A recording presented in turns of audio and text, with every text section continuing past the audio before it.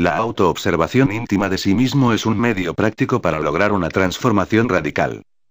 Conocer y observar son diferentes. Muchos confunden la observación de sí con el conocer.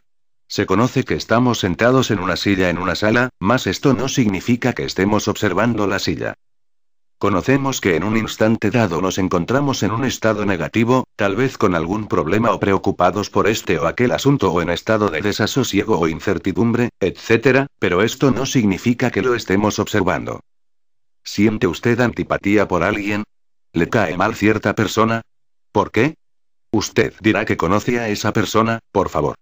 Obsérvela, conocer nunca es observar. No confunda el conocer con el observar.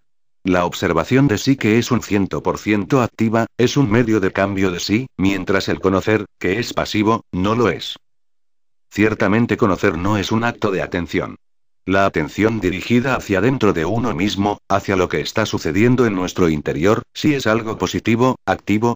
En el caso de una persona a quien se tiene antipatía, así porque sí, porque nos viene en gana y muchas veces sin motivo alguno, uno advierte la multitud de pensamientos que se acumulan en la mente, el grupo de voces que hablan y gritan desordenadamente dentro de uno mismo, lo que están diciendo, las emociones desagradables que surgen en nuestro interior, el sabor desagradable que todo esto deja en nuestra psiquis, etcétera, etcétera, etcétera.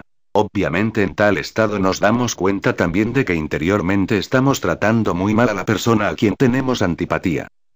Mas para ver todo esto se necesita incuestionablemente de una atención dirigida intencionalmente hacia adentro de sí mismo. No de una atención pasiva. La atención dinámica proviene realmente del lado observante, mientras los pensamientos y las emociones pertenecen al lado observado.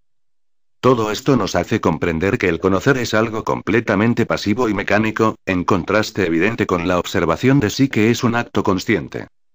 No queremos con esto decir que no exista la observación mecánica de sí, mas tal tipo de observación nada tiene que ver con la autoobservación psicológica a que nos estamos refiriendo.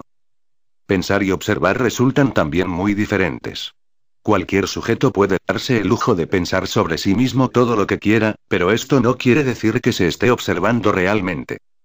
Necesitamos ver a los distintos yoes en acción, descubrirlos en nuestra psiquis, comprender que dentro de cada uno de ellos existe un porcentaje de nuestra propia conciencia, arrepentirnos de haberlos creado, etc.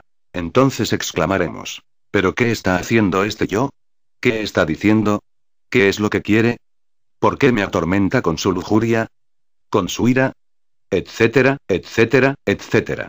Entonces veremos dentro de sí mismos todo ese tren de pensamientos, emociones, deseos, pasiones, comedias privadas, tramas personales, elaboradas mentiras, discursos, excusas, morbosidades, lechos de placer, cuadros de lascivia, etcétera, etcétera, etcétera.